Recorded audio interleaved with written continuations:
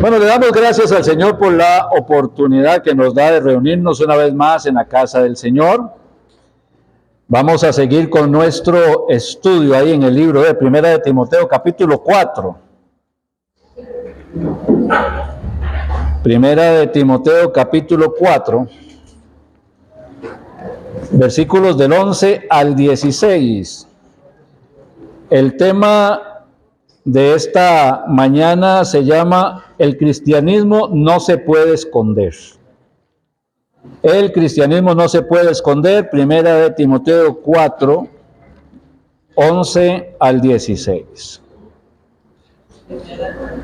Dice la palabra del Señor: esto manda y enseña. Ninguno tenga en poco tu juventud, sino sé ejemplo de los creyentes en palabra, conducta, amor, espíritu, fe y pureza. Entre tanto que voy, ocúpate en la lectura, la exhortación y la enseñanza. No descuides el don que hay en ti, que te fue dado mediante profecía con la imposición de las manos del presbiterio. Ocúpate en estas cosas, permanece en ellas, para que tu aprovechamiento sea manifiesto a todos. Ten cuidado de ti mismo y de la doctrina. Persiste en ello, pues haciendo esto te salvarás a ti mismo y a los que te oyeren. Amén. Amado Padre, bendito Dios de gloria, gracias por este tiempo, por esta oportunidad. Rogamos la sabiduría de lo alto para que tú nos des el entendimiento de saber qué nos vas a hablar hoy, cómo se puede aplicar a nuestra vida personal, en nuestra familia, en el trabajo, en el ministerio de la iglesia, para la honra y la gloria tuya, para poder ser lo que tú quieres que seamos, para cumplir con el llamado que tú nos has hecho. Y si hay alguien que no conozca a Cristo, que hoy pueda quedar sembrada la palabra o que se pueda cosechar en salvación. Te lo pedimos en Cristo Jesús. Amén y amén. Bueno, iniciamos esta meditación recordando Juan capítulo 1, verso 12. Mas a todos los que le recibieron, a los que creen en su nombre, les dio potestad de ser hechos hijos de Dios. Hay una diferencia, hay un parteaguas, hay un límite, hay una frontera entre recibir a Cristo y no haber recibido a Cristo. Los que no han recibido a Cristo tienen la oportunidad de hacerlo. Los que no han recibido a Cristo tienen las puertas abiertas para hacerlo. Los que no han recibido a Cristo, el Señor los está llamando para que vengan a Jesucristo, para que vengan a la salvación de sus almas, para que tengan una vida nueva. Pero el Señor no les va a obligar para que lo reciban como único y suficiente Salvador. El Señor les está llamando y en este momento y desde antes les está convenciendo de pecado, justicia y juicio para que se entreguen a la salvación de sus almas, que es en Cristo Jesús. Pero si no lo han recibido, van camino a una condenación eterna. Y si el día que mueren no han recibido a Jesucristo, van a abrir sus ojos en el infierno. Y no es porque el Señor les mandó la condenación, sino porque cada persona determinó ese destino. Se endureció su corazón y no recibió a Jesucristo. Pero los que lo recibieron, más a todos los que le recibieron, los que sí se humillaron, los que sí le aceptaron como único y suficiente Salvador, pasan ahora a ser hijos de Dios. Tienen una vida nueva que no se puede esconder, que no se puede ocultar. Un verdadero cristiano no puede ocultar que es cristiano. Se va a notar que es cristiano.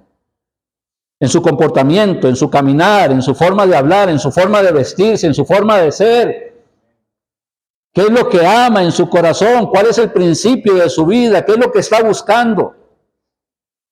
No puede ocultarlo. ¿Por qué? Porque el Espíritu Santo de Dios, en el momento en que recibió a Jesucristo como único y suficiente Salvador, vino a ser morada, vino a habitar en esa persona.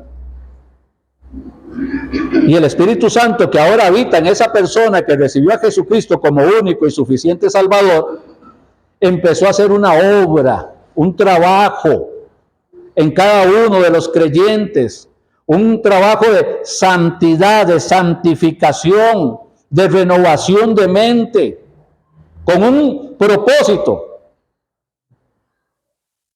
que poco a poco, pero de manera constante, vayamos siendo más similares al Señor Jesucristo, a pensar como Cristo. Por eso dice la palabra de Dios que tenemos la mente de Cristo. Al tener al Espíritu Santo, hay que desarrollar esto en nuestras vidas. Puede ser que haya creyentes que acaben de conocer a Jesucristo y anden tropezando todavía un poquito porque no conocen, porque les falta aprender, porque les falta crecer. Pero eso se resuelve aprendiendo más del Señor a través de las Escrituras. Porque la fe viene por el oír y el oír por la palabra de Dios. Dice la palabra de Dios que ella es útil para enseñar, para redarguir, para corregir, para instruir en justicia, a fin de que el hombre de Dios sea perfecto, o sea, maduro, enteramente preparado para toda buena obra. Dice la palabra de Dios que ella es una espada de 2 filos que penetra hasta partir el alma, las coyunturas y los tuétanos, y discierne las intenciones y los pensamientos del corazón. La palabra de Dios es la que va renovando mi mente. ¿Con qué limpiará el joven su camino? Con guardar tu palabra. En mi corazón he guardado tus dichos para no pecar contra ti. Y el creyente, la persona que ha recibido a Jesús como único y suficiente Salvador, el que ahora es un discípulo de Cristo, toma la palabra de Dios como algo muy serio. Es el maná con el que se alimenta cada día. No solo de pan vivirá el hombre, sino de toda palabra que sale de la boca de Dios. Esto nos transforma, nos cambia. No solamente vamos a fingir que somos distintos, es que somos distintos. Y no podemos evitarlo porque somos distintos. Ahora, una persona que hizo una oración, pero que en su corazón nunca recibió a Jesucristo, porque nunca estuvo arrepentido, porque siempre ha estado endurecido, porque ha sido más religioso que cristiano, nunca va a haber un cambio en su vida. Porque el hecho de hacer una oración no le va a cambiar la vida absolutamente a nadie, ni el hecho de bautizarse meramente por bautizarse le va a cambiar la vida a nadie. Pero la persona que de verdad recibió a Jesucristo como único y suficiente Salvador no puede evitar el cambio en su vida. No lo puede evitar. Decía el profeta Jeremías: me cansé, ya no voy a hablar más de ti, Señor. Cada vez que hablo de ti me va mal. Mejor me callo, no hablo más. Y después dice: pero había en mi interior un fuego que no pude resistir. Y tuve que hablar.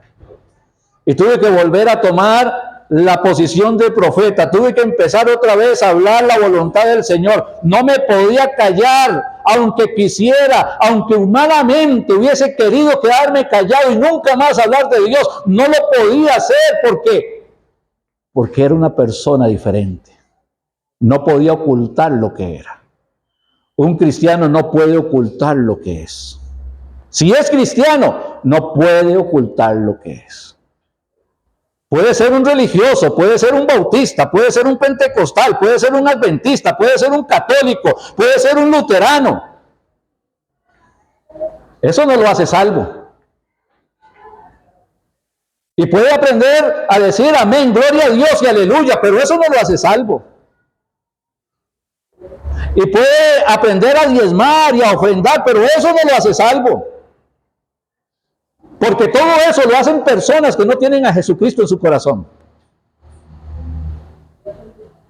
Una persona que tiene a Jesucristo en su corazón ama a Dios con todo su corazón. Una persona que tiene a Jesucristo en su corazón ama a Dios con toda su alma. Una persona que tiene a Jesucristo en su corazón ama a Dios con toda su mente y con todas sus fuerzas. Una persona que tiene a Jesucristo en su corazón ama al prójimo como a sí mismo. Una persona que tiene a Jesucristo en su corazón no puede tener paz sabiendo que hay una persona que necesita escuchar el Evangelio y que Dios en su santa misericordia por esa persona me abrió las puertas a mí para que yo le lleve la palabra. Me abrieron a mí las puertas. Hice una amistad que no sabía que lo iba a hacer. Visité un lugar que no sabía que iba a estar ahí. Dios me contactó con alguien y en ese momento se me abrió una puerta para compartir el Evangelio de Jesucristo. Hablo con esa persona. Nos ponemos en una cita, nos vemos a tal día, a tal hora, en tal lugar. La persona tiene necesidad de Jesucristo. La persona tiene necesidad de salvación. La persona sabe que si se muere se va a ir al infierno. La persona sabe, ha estado en iglesias, ha andado, ha escuchado diferentes predicadores, pero no hay paz en su corazón. Y tengo la oportunidad de irle a hablar. Tengo la oportunidad de compartir a Jesucristo con esa persona. Tengo la oportunidad de que se manifieste el cristianismo en mi vida, porque el cristianismo no se puede esconder. Llegada la hora, hago un cambio de planes y llamo a la persona y le digo, no puedo ir.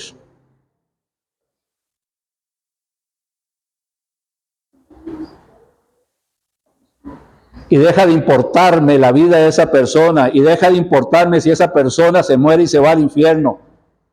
Porque dejé de amar a Dios, dejé de amar al prójimo por amarme a mí mismo. Y tengo que preguntarme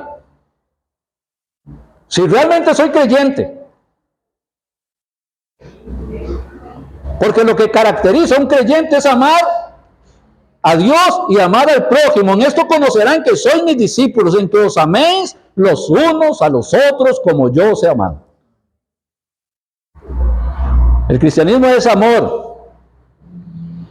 Y el amor por naturaleza no es egoísta. El amor no es egoísta. Pero hemos aprendido a vivir en un tiempo de cristianismo egoísta, donde las personas ya no están predicando el Evangelio porque no tienen tiempo, porque están viendo solo sus necesidades, porque se están atendiendo a sí mismos y se les olvidó la obra de Dios. El cristianismo no se debe esconder, no se puede esconder. Pero parece que estamos en un tiempo donde lo normal es que el cristianismo permanezca escondido. Vamos a ir al libro de Apocalipsis. Libro de Apocalipsis.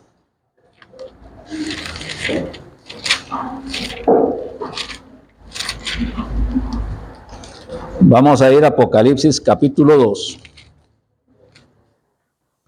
El verso 1. El Señor le va a hacer diferentes reclamos a las iglesias en Apocalipsis. Como le decía a los hermanos el jueves en la reunión de el estudio sobre evangelismo, esto no es un estudio de Apocalipsis, pero vamos a citarlo. Y dice la palabra de Dios, capítulo 2, verso 1.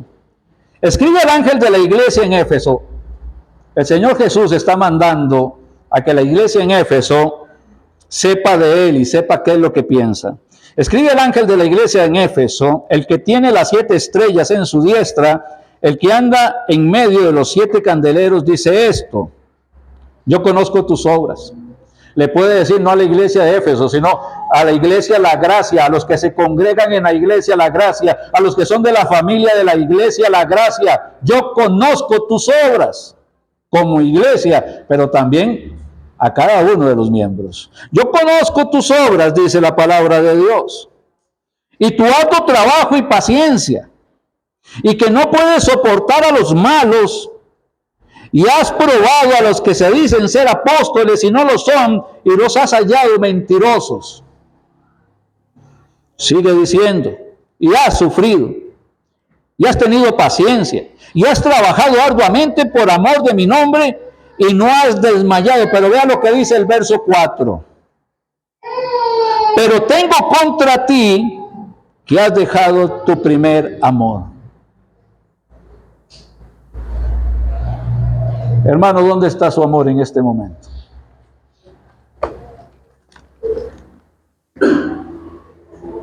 ¿Dónde está su amor al salir de aquí? ¿Dónde está su amor entre semana? ¿Dónde está su amor cuando usted sabe que hay familiares que necesitan de Cristo? ¿Dónde está su amor donde usted sabe que hay compañeros que necesitan de Cristo? ¿Dónde está su amor cuando ni siquiera sabemos cómo llevar una persona a los pies de Jesucristo?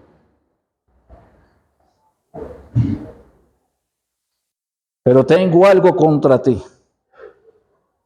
que has dejado tu primer amor.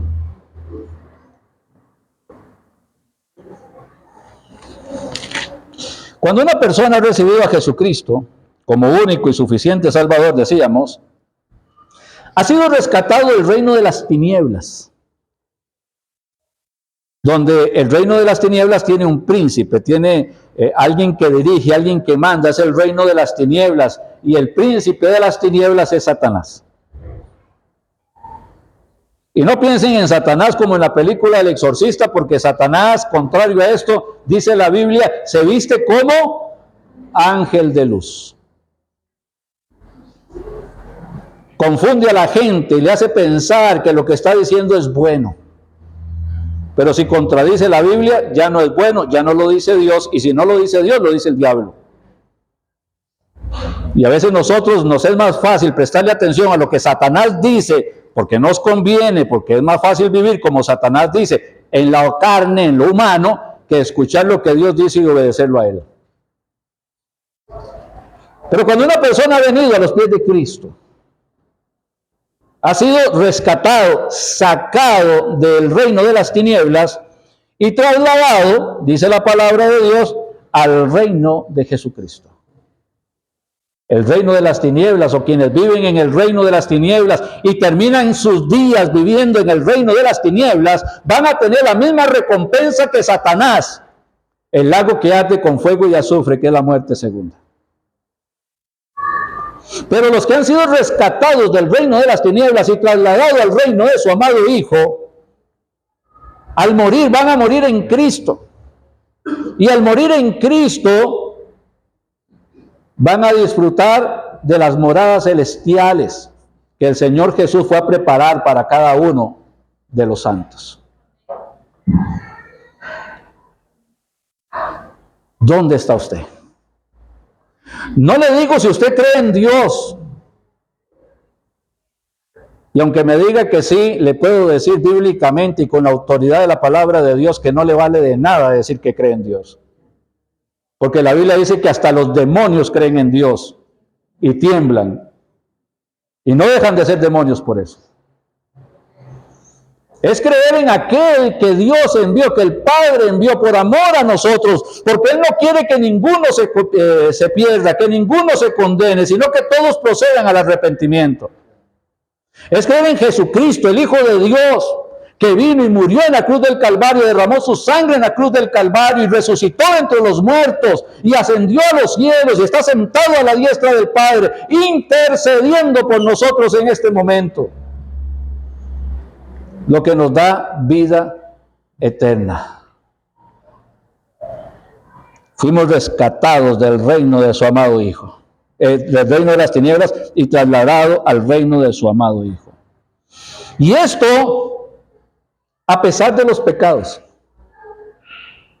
a pesar de lo que usted haya hecho, a pesar de sus maldades, a pesar de cosas muy avergonzantes que ni siquiera queremos recordar, a pesar de que no somos dignos de salvación ninguna, el Señor de todas maneras determinó hacerlo simplemente por amor, porque Dios es amor. Y sin importar cuáles hayan sido los pecados, aquella persona que escucha la voz de Dios, aquella persona que se deja quebrantar por el Espíritu Santo, aquella persona que está siendo convencida de pecado, justicia y juicio y viene a los pies de Jesucristo en arrepentimiento genuino y real y recibe a Jesucristo como único y suficiente Salvador, a pesar de sus pecados tiene vida eterna. Porque en ese momento el Señor toma todos esos pecados y los arroja a lo profundo de la mar, dice la Biblia, y no se acuerda más de ellos. Bendito sea el Señor. Quienes viven en el reino de las tinieblas practican la mentira. Quienes viven en el reino de las tinieblas practican el hurto. Quienes viven en el reino de las tinieblas se burlan de la santidad, se burlan de las cosas santas. Quienes viven en el reino de las tinieblas no les importa el adulterio y la fornicación. Quienes viven en el reino de las tinieblas aplauden el pecado de los demás. Porque aman el pecado, aunque saben que es pecado. El problema es cuando escuchamos que personas que dicen que han recibido a Jesucristo como único y suficiente Salvador, personas que dicen que han sido lavadas con la sangre de Cristo, que han nacido de nuevo, aman el pecado, viven en la miseria del adulterio, de la mentira, del robo, de la deshonra a los padres, cuando aplauden a otros pecadores. Esos que dicen que son creyentes están mintiendo a sí mismos. Tienen el peor engaño, mentirse a uno mismo. Les va a pasar lo peor que le puede suceder a un ser humano: creer que es salvo, morirse y darse cuenta en el infierno que nunca fue nada.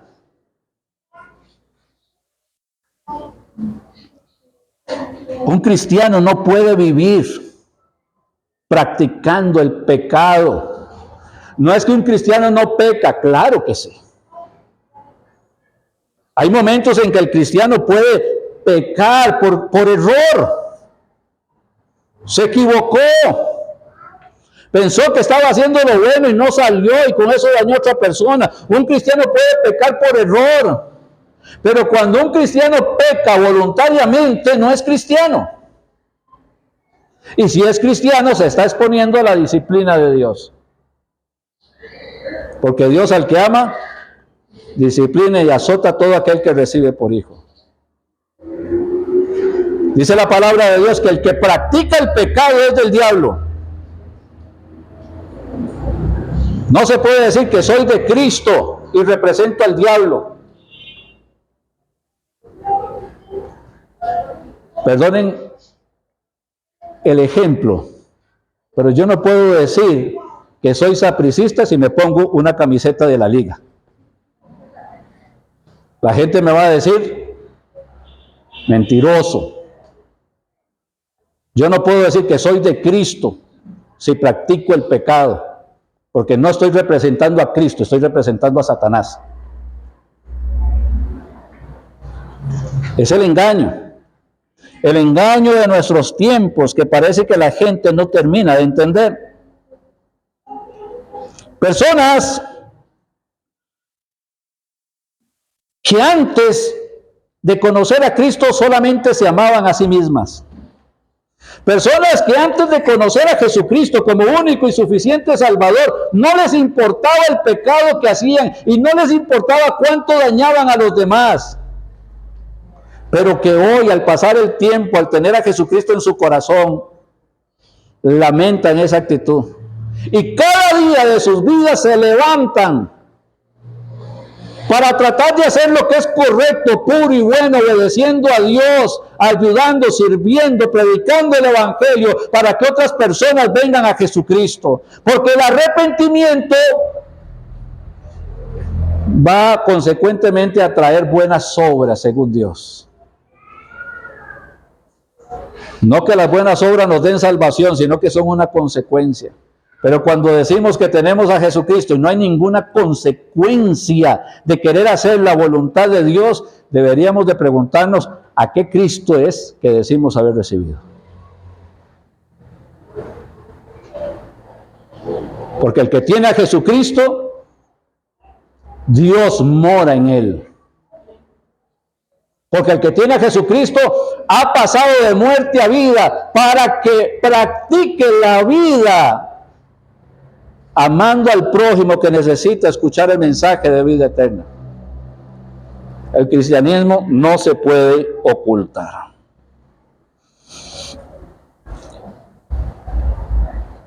La Biblia dice que los cobardes y los incrédulos, empezando una lista de pecados que va a incluir desde el adulterio hasta las hechicerías. Que los que practican esto no pueden entrar en el reino de los cielos. ¿Qué le hace pensar que usted, si anda practicando estas cosas, lo que dice la Biblia no se aplica a su vida? ¿Qué le hace pensar de que usted puede llegar al cielo sin Jesucristo? Dice la palabra de Dios que está establecido para el hombre que muera una sola vez y después de esto, el juicio. El cristiano no va a ese juicio porque el juicio del cristiano es la cruz del Calvario. Cristo recibió el juicio por mí, recibió la condena por mí y venció la muerte por mí para que yo tenga vida eterna. Pero si yo rechazo a Jesucristo, no puedo entrar al cielo. Así de simple. Así de simple. Una persona, al recibir a Cristo como único y suficiente Salvador, además de recibir el perdón de pecados, el Espíritu Santo de Dios, es capacitado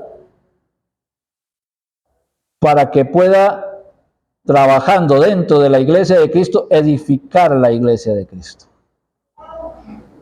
Con dones espirituales, que no los debe esconder, que no los puede esconder, porque el cristianismo no se puede esconder. Con dones espirituales, no para favorecerse a sí mismo, sino para la iglesia de Jesucristo. El cristiano tiene que tener eso presente. Puede ser como dice la palabra de Dios: aquel le dio 5 talentos, aquel le dio 2 talentos, aquel le dio 1 talento. A cada uno le dio conforme a su capacidad. Y Dios no me va a pedir a mí que tenga los frutos del que tiene 10 talentos o del que tiene 5 talentos. Tal vez solamente tengo 1 talento.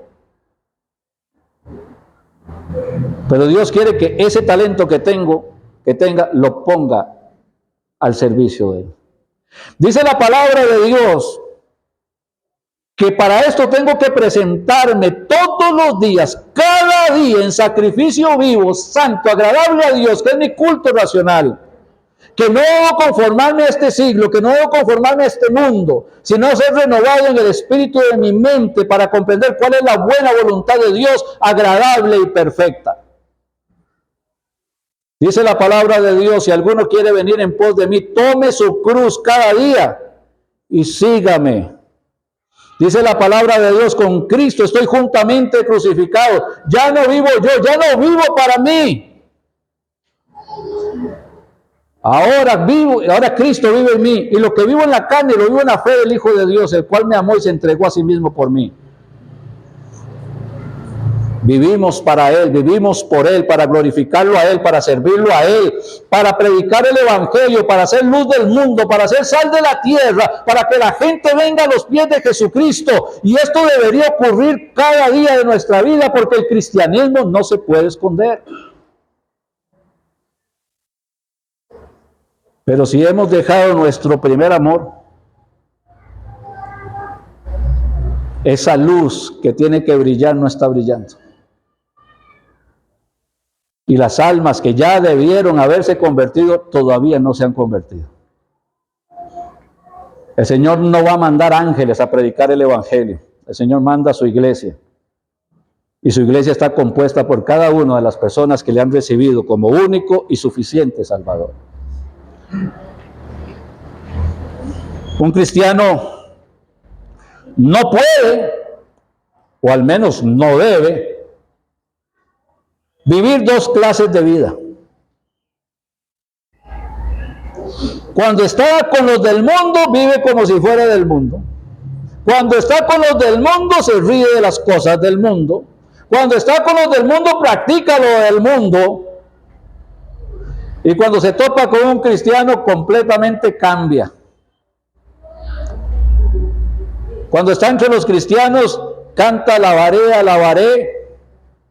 Y cuando está con los del mundo, se ríe de las vulgaridades de las letras que hay ahora en la música mundana. No se puede servir a dos señores. Porque eso no es cristianismo, eso es hipocresía. Y el Señor señaló fuertemente esa actitud entre los religiosos de su tiempo. Escribas y fariseos. Y el calificativo que les daba era hipócritas. No se puede, no se debe. El que tiene a Cristo y vive a Cristo, porque el cristianismo no se puede ocultar, su versículo es: para mí el vivir es Cristo y el morir es ganancia. En la vida solo tenemos, hermanos, una oportunidad de hacer las cosas bien. Si no lo hacemos bien a la primera, vamos a tener que arreglar, remendar, restaurar, trabajar para resolver el daño que causamos por no haberlo hecho bien a la primera. Cristianos que no se quieren capacitar para poder predicar el evangelio. Cristianos que tienen la oportunidad delante de sí mismos, con sus hijos, con sus cónyuges, con sus padres, con sus hermanos, con sus hermanas, con sus amigos, con sus amigas, y no tienen un mensaje claro de Jesucristo porque no saben cómo compartir a Cristo. Cristianos que creen que porque se han aprendido 2 o 3 versículos, la gente se va a convertir con esos 3 versículos. Cuando las personas son tan diferentes unas de otras, cuando las situaciones son tan diferentes unas de otras. Y el cristiano tiene que estar preparado. Tiene que prepararse. Mientras que vengo, le decía Pablo a Timoteo en el texto que leíamos al principio, dedícate a leer la Biblia, dedícate a exhortar con amor.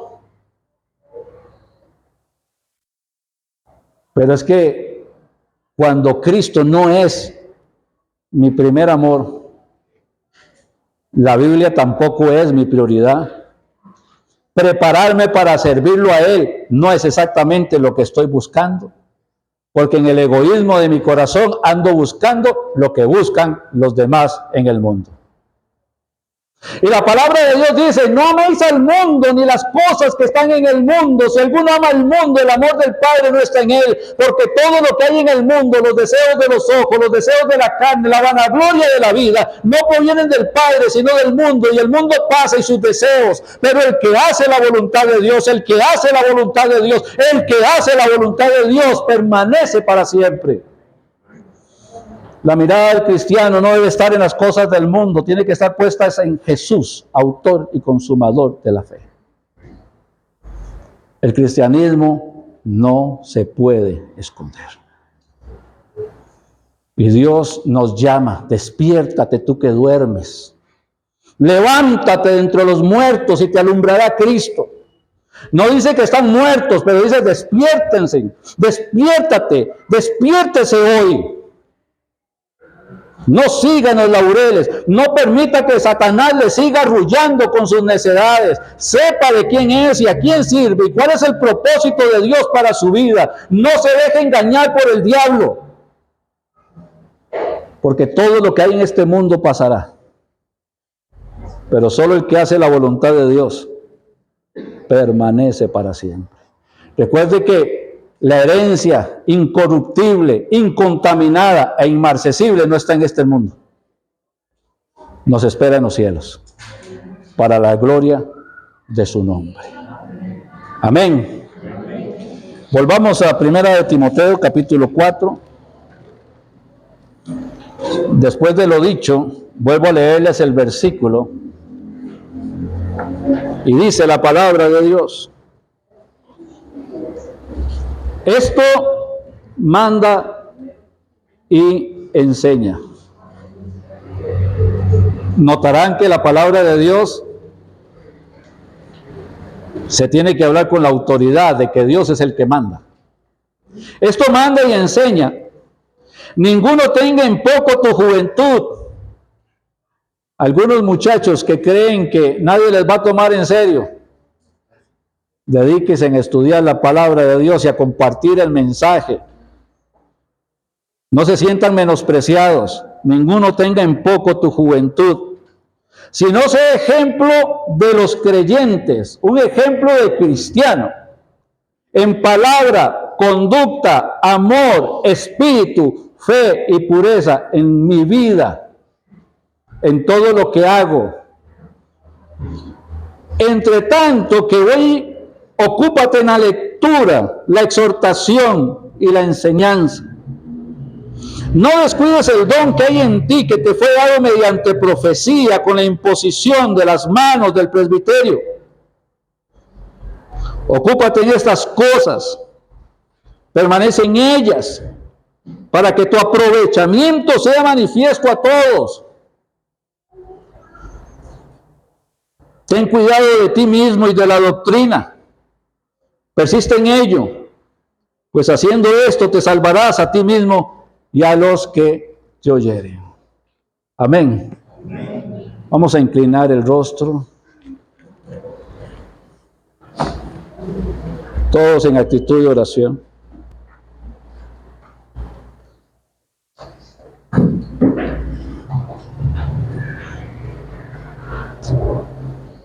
Quiero preguntarle, ¿le habló el Señor en este mensaje? Repito la pregunta, ¿le habló el Señor en este mensaje?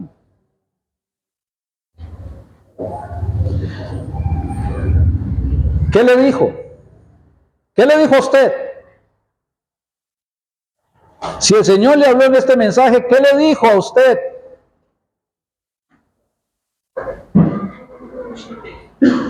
¿Y qué va a hacer con lo que le dijo?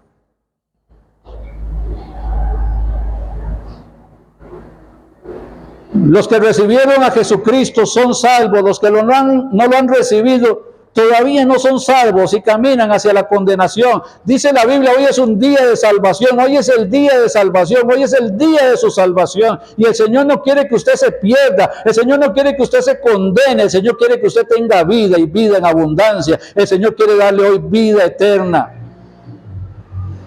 Tal vez no es la primera vez que escucha este llamado, tal vez el Señor ha venido hablando con usted muchas veces, una vez, otra vez, un día, otro día, y el Señor quiere su salvación. Y puede ser que hoy sea el día en que entregue su corazón a Jesucristo. ¿Está arrepentido o arrepentida?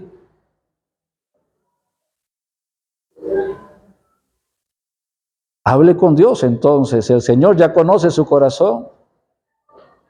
Y dígale, sé que soy pecador, que he hecho lo malo delante de ti. Estoy arrepentido, te pido perdón. Entiendo que Cristo murió por mí, que su sangre me limpia de pecado. Y en su corazón dígale, Señor, quiero recibirte como único y suficiente Salvador. Luego, si eso es verdad, si está creyendo en Cristo de corazón, sinceramente, eso se va a transformar en acciones en su vida. Gracias, buen Padre, por darnos esta oportunidad, este tiempo. Gracias, Padre, por el culto. Ahora vamos, Padre, a un tiempo de obediencia de tu palabra, Señor, como son bautismos. Y queremos rogarte, Señor, que estas personas que se van a bautizar hoy entiendan, Padre, que están siendo sepultadas para el mundo y levantadas en una nueva vida para servir a Cristo. Te lo pedimos en el nombre de tu Hijo Jesús. Amén y amén. Hermano Bernal, y los que se van a bautizar me acompañan ahí al lado del bautisterio.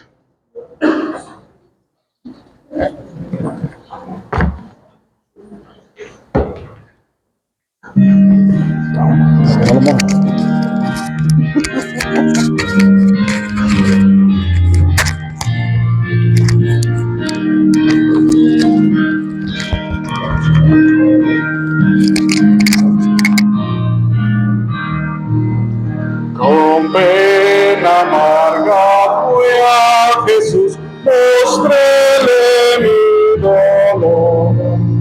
Perdido, errante, mi solos, bendíjome en su amor.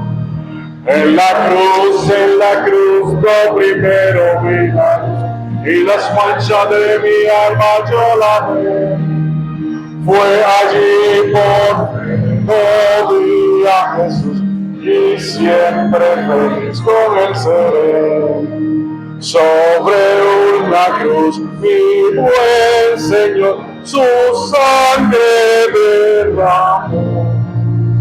Por este pobre pecador, a quien así salvó. En la cruz, lo primero vi la luz, y las manchas de mi alma yo la vi. Fue allí por vi a Jesús, y siempre feliz con el Señor. Venció la muerte con poder, y al cielo se exaltó. Confiar en él es mi placer, morir no temo yo.